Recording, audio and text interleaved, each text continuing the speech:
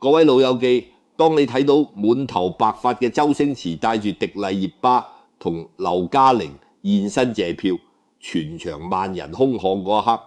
係咪都眼濕濕？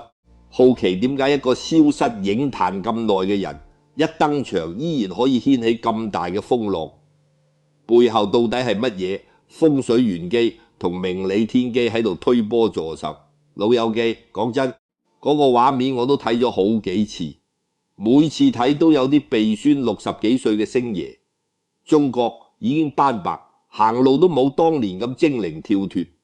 但佢一企出嚟，成個戲院嘅氣氛即刻唔一樣。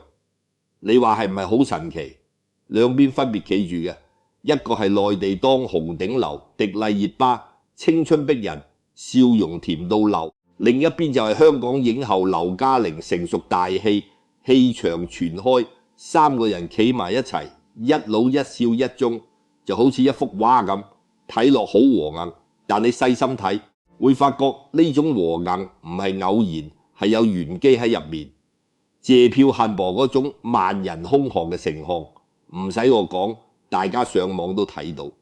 啲觀眾由排隊開始已經眼濕濕，話等咗好多年，終於等到星爺返嚟。有啲仔女帶埋自己嘅細路一齊嚟。話想俾下一代都感受下呢個場面。有啲阿叔阿嬸年紀比星爺仲大，一見到佢就眼濕濕咁話：後生嗰陣睇你啲戲，班家老啦都仲要嚟睇你。呢種畫面，老友記唔係隨隨便便就整得出嚟，呢個叫人望，亦都叫氣運。好，講到呢度，我哋就拉翻正題講下呢種盛況背後嘅玄機。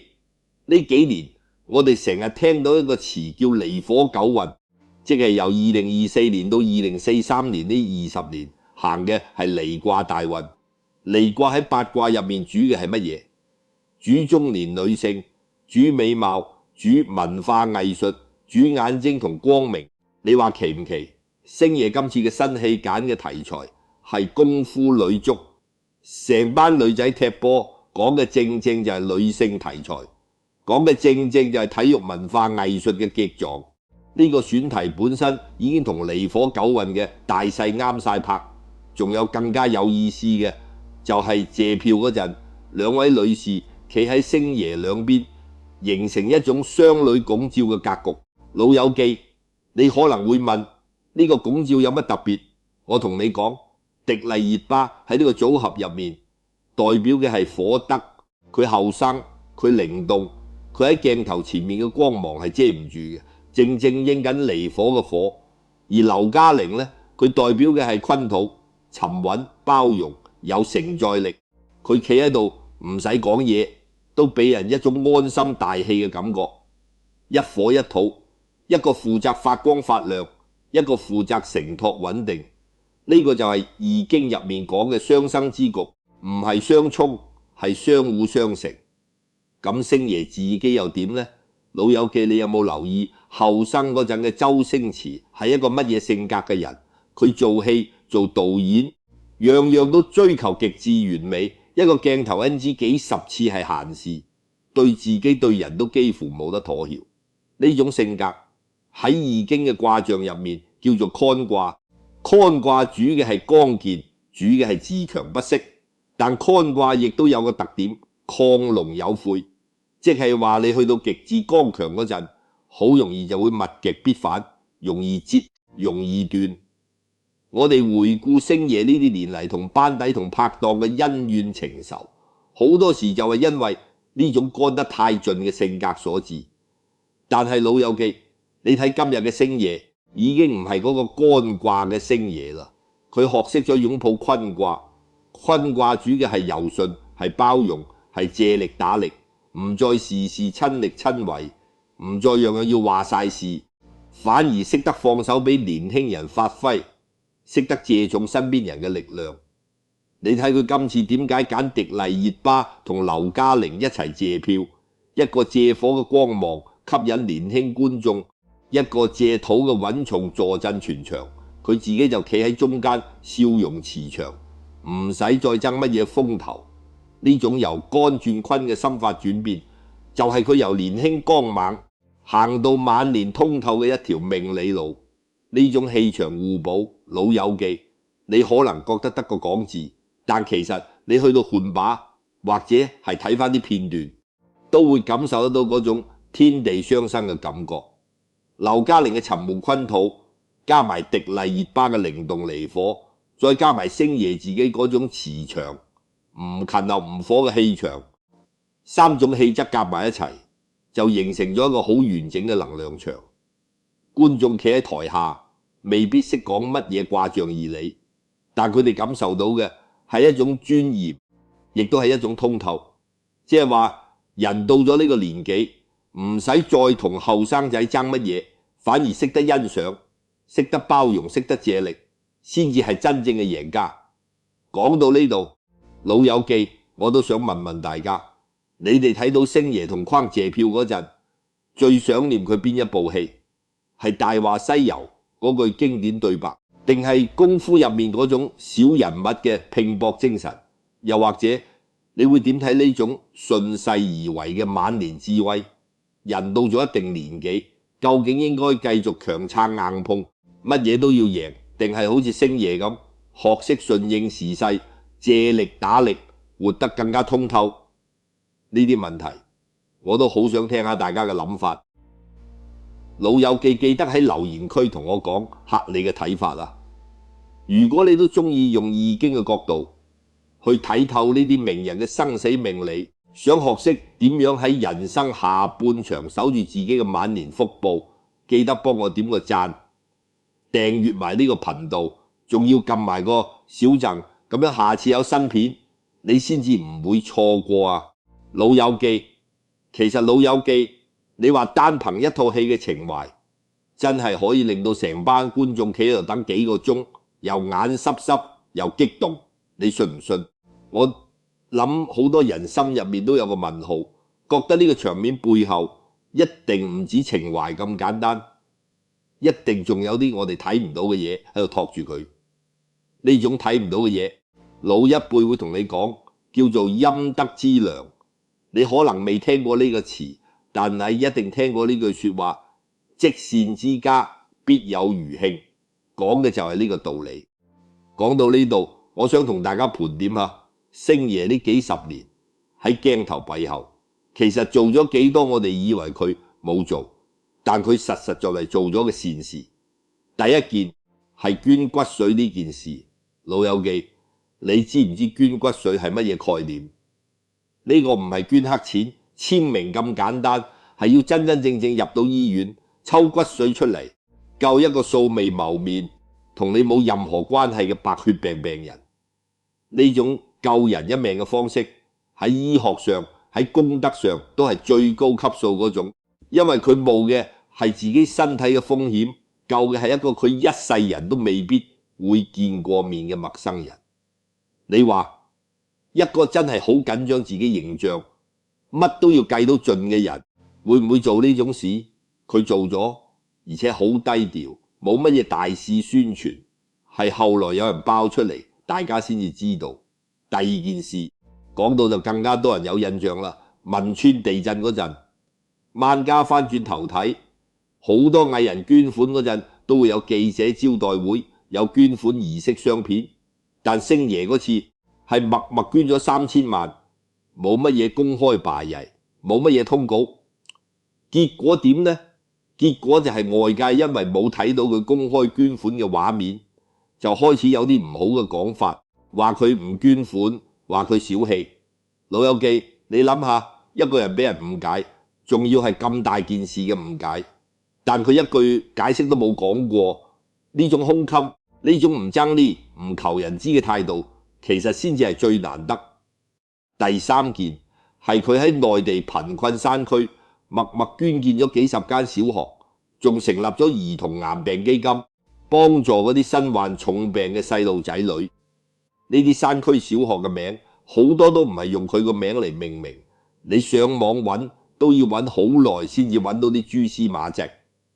呢種做法同巴家好多人做善事嗰種大鑼大鼓係完全相反嘅路。好，講到呢度，我睇要用翻易經嘅角度同大家剖析下，陰德呢個概念點解咁重要？易經坤卦文言入面有句話，我諗好多老友記都聽過：積善之家必有餘慶，積不善之家必有餘殃。呢句說話唔係求神拜佛嗰種空泛講法，係義理入面實實在在嘅一條因果法則。咁善又點解要分陽善同陰德呢？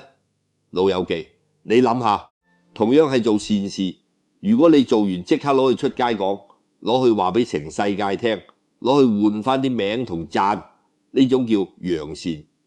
陽善唔係話唔好，做善事始終係好事，但佢嘅福報好多時當下就用晒，你攞咗個名，攞咗人哋嘅讚賞，呢個已經係一種回報，福報就喺嗰一刻既現咗，冇留低乜嘢俾將來。但陰德就唔同啦，你做善事冇話俾人知，冇求任何回報，甚至情願俾人誤解都唔出聲解釋，呢種善先至叫做真正嘅陰德。呢種德喺義理入面講，係會慢慢積埋落嚟，形成一種好強嘅護身能量，唔止庇蔭翻自己，仲會延伸落去，庇蔭埋屋企人，庇蔭埋子孫後代。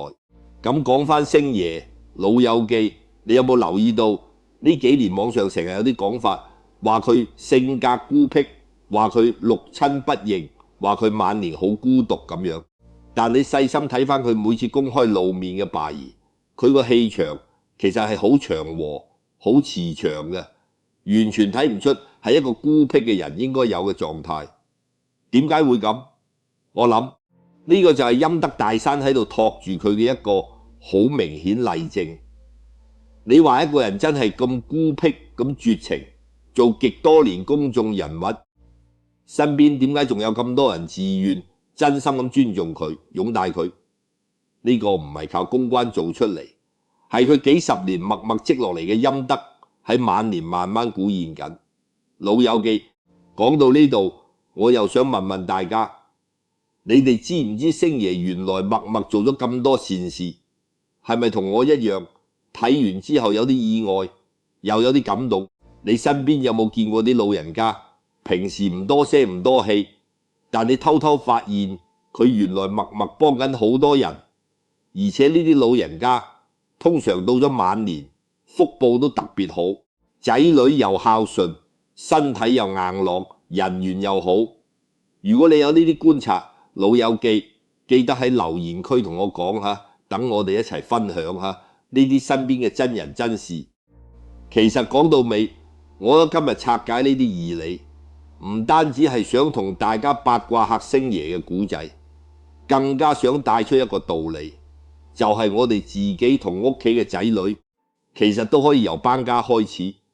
學習呢種積陰德嘅智慧，唔使做到好大件事，可能就係喺日常生活入面默默幫下身邊有需要嘅人，唔求人知，唔求回報，咁樣慢慢積落嚟，將來嘅福報自然會用意想不到嘅方式翻嚟。如果你都認同呢個道理，想為自己同屋企仔女多積翻啲福報，記得幫我點個讚，分享俾身邊嘅老朋友睇下，仲要記得訂閱埋呢個頻道，撳埋個小粒燈，等我哋下次繼續同大家一齊用易經智慧睇透呢啲人生嘅玄機同福報密碼。講到呢度，老友記，我知道好多人心入面諗緊嘅唔止係星爺嘅古仔咁簡單，而係諗緊自己屋企嗰啲頭痛事。我睇呢代人捱到班家呢個年紀，邊個唔係捱到隻手都變形，又帶仔女供埋層樓，供到仔女出嚟做嘢，成家立室先至鬆一口氣。但係鬆完呢口氣之後，好多老友記發現原來煩惱先至真正開始。你想幫仔女，又驚傷咗自己棺材本，層樓過唔過名俾仔女？過咗名，萬一將來仔女兩公婆有咩風吹草動，你自己住喺度都要睇人面色，唔過命，又驚仔女怪你唔信任佢哋，話你偏心，話你唔捨得。仲有啲老友記成日話自己老咗，去到屋企講多兩句就俾仔女嫌，話你煩，話你老套，唔識班家啲後生仔嘅諗法。你話心裏邊係咪好唔舒服？辛苦大半世，班家竟然要喺自己屋企睇人面色過日子，呢種滋味冇經歷過嘅人係唔會明白嘅。我睇今日睇星爺呢個古仔，睇嘅唔止係佢個人嘅命理，其實係想從佢身上攞翻幾條智慧俾翻我，他自己俾翻我睇呢啲老友記，用嚟應付班家現實入面呢啲頭痛嘢。第一條智慧就係要學識坤道嗰種柔德，識得放手，識得順應。老友記，你諗下星爺後生嗰陣，干卦性格咁盛，事事親力親為，事事要話晒事，結果同好多拍檔、好多班底鬧到反面。但係班家佢學識咗坤道，學識咗放手，俾後生嘅迪麗熱巴喺前面發光發亮，佢自己企喺後面，用慈祥笑容做壓陣。結果反而換嚟成場戲院嘅尊重同愛戴。呢個道理套落我攤屋企嗰度，一樣啱用。仔女大咗，佢哋有佢哋自己嘅時代，佢哋揀嘅路未必係我哋當年行開嗰條，佢哋用嘅方法未必係我哋熟悉嗰套。但係老友記，如果我哋時時都要指手畫腳，樣樣都要話呢個唔啱，嗰個唔得，其實我哋自己就好似後生嗰陣嘅星爺咁，用干卦嗰種剛硬態度同自己屋企人硬碰硬，結果只會兩敗俱傷。仔女怕咗你，你自己又嬲到病。反而如果我哋學識放手，用翻坤道嗰種柔順同包容，俾啲空間仔女自己去寵，自己去試，我哋喺後面用慈愛去支持，唔係用命令去操控。你會發現仔女反而更加願意親近你，更加尊重你，因為冇人中意成日俾人話，但人人都中意有個包容佢嘅長輩。第二條智慧就係要守住底牌，同時要超超積德。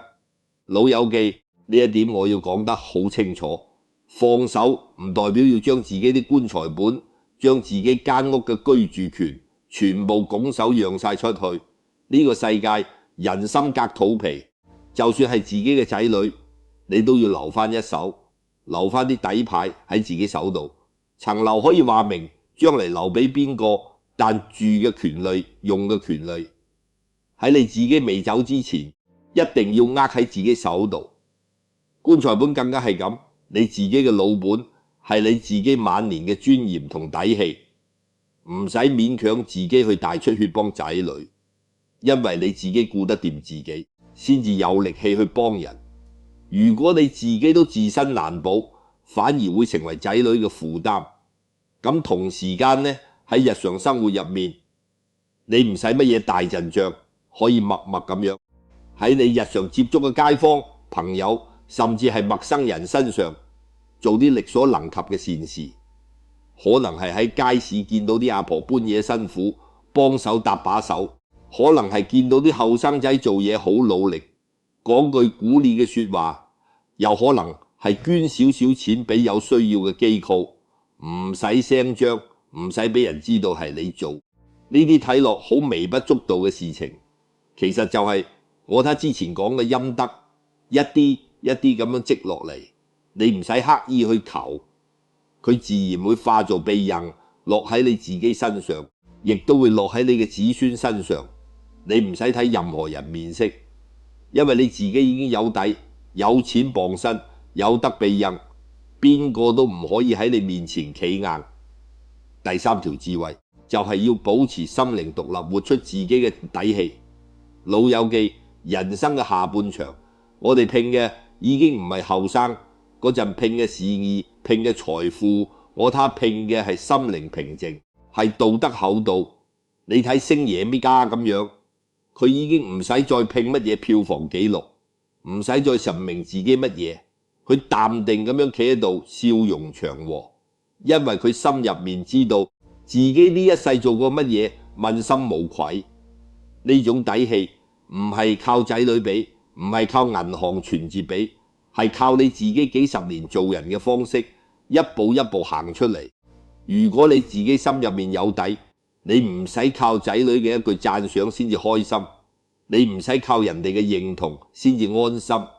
你識得自己欣賞自己，識得自己安撫自己，甚至老咗一個人喺公園坐飲翻杯茶，睇翻班雀仔跳，都可以覺得心滿意足。呢種心靈獨立先至係真正嘅晚年幸福，唔係靠外邊嘅人同事嚟成就，係靠你自己一直收翻嚟。老友記，講到呢度，我都想問問大家，你班家最頭痛嘅係同仔女相處嘅問題呢？定係財產安排、層樓過唔過命嗰啲事呢？抑或係自己嘅晚年健康？成日擔心呢度唔妥嗰度唔妥，呢啲困惑其實好多老友記都有，唔使唔好意思講出嚟。你喺留言區寫低你嘅諗法，我睇一齊傾傾，可能你會發現原來好多同老人都同你有一樣嘅煩惱，一齊分享，一齊面對，心入面會舒服好多。今日我睇由星爺借票嗰個萬人空巷嘅畫面開始，講到離火九運嘅玄機，講到佢幾十年默默積落嘅陰德，一路講到他自己晚年應該點樣自處。其實想帶俾大家嘅就係一個好簡單嘅道理，人生落到下半場，唔使再同人爭，唔使再同命拗，你識得放手，識得守住底牌，識得默默行善，你嘅晚年自然會坦坦到窩，自然會福壽萬長。各位老友記，